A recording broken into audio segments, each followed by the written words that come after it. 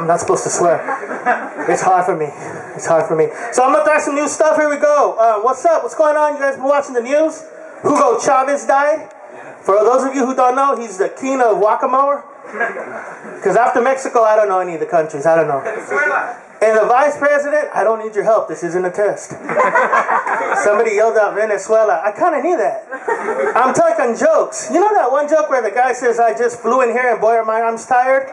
Here's a clue. He didn't fly. It was a joke. So back to this thing, all right? So now the vice president of his country, Pico de Gallo, is telling everybody that he thinks America gave him cancer and killed him.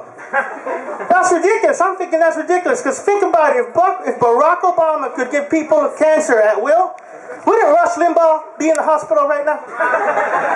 That's stupid. But then I started thinking maybe it's not so stupid because we're America. We're bad. We can do whatever we want. We have the technology to give people cancer. It's not that complicated. You take someone who isn't used to the American diet and give them a box of Twinkies and some of that Kraft macaroni and cheese and boom, you got cancer. That macaroni and cheese, that stuff that only needs water, doesn't even need milk. There's some cancer happening stuff going on right there. I almost let out an S-bomb right there. This is hard, man. So, I've been trying to take care of myself and do things right, but it ain't working. And like, I don't sleep right, so I always get these bags under my eye. And the other day, my 6-year-old niece, she looked at me and she goes, really sad. She goes, what happened to your eye? And I told her, I'm not sleeping right. And she said, shh, don't lie. It's not your fault, your parents' fault. That's who it is. And then she handed me a phone number to CPS and told me to break the cycle. It's funny. It's a true story, too. I get mad at things people say that I don't think are, well, that are stupid. People say stupid things to me all the time. Maybe I notice more, or maybe people say stupid things to you, but I get up on stage and talk about it. Like the other day I was in a restaurant, and a friend of mine walks by and says something to me in Spanish.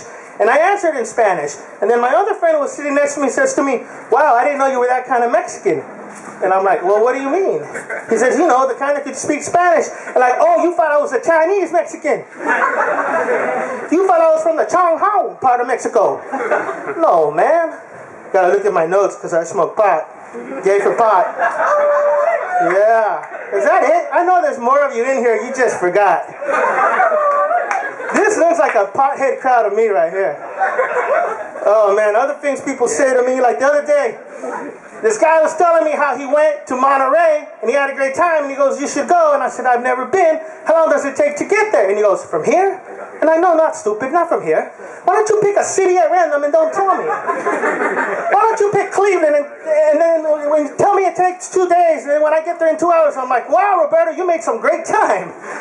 But you need to stop drinking Starbucks because you're going to get a speeding ticket. Oh, that's funny. What's wrong with you guys? What's the other one? Oh, chubby chasers. You guys ever hear that term, chubby chasers? Yeah. Yeah, that's when like someone skinny like someone fat like me. And I don't get that. That's a stupid term to me. That's stupid because chubby chasers, let me tell you some people, I didn't get chubby by running. Okay? So if someone's coming after me, there's not going to be a chase. It should be called chubby catchers. Right? And then there's this term that I hate, that, like I read it the other day in the newspaper, overcorrected. You ever hear that term, overcorrected?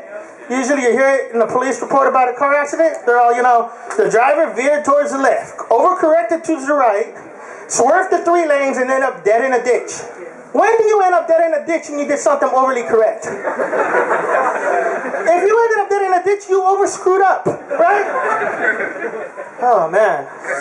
So, I'm going to end this pretty soon. Tell you guys about my life. I'm broke. I lost my job. I'm panicking. I'm worried because things are getting desperate. If things don't get soon, I'm going to have to do some really desperate shit like... Sorry. So desperate things like eat Spam. Oh, I hate Spam. Spam is nasty. Spam is horrible. So I don't know what the hell Spam is. Is it a sponge or is it a meat? What is it? I don't know. The only thing I know for sure about Spam is this. Anywhere in the world, after somebody eats a can of Spam, it is always followed by these exact words right here. Damn, I need to get a better job.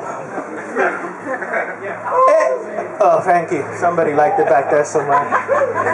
So now that I'm broke, you know, things change when you're broke. Like the other day, Let me tell you something. When you're broke, the word expiration date on a jar of food means nothing to you when you're broke. Alright? Because when it's midnight and you're hungry and there's a can of peanut butter, but it says September 2010, you're like, how does it know? Right? It doesn't have a calendar or a brain. How the hell does it know? Alright, everybody, that is my time. I want to thank you for laughing. Thank you, and good night.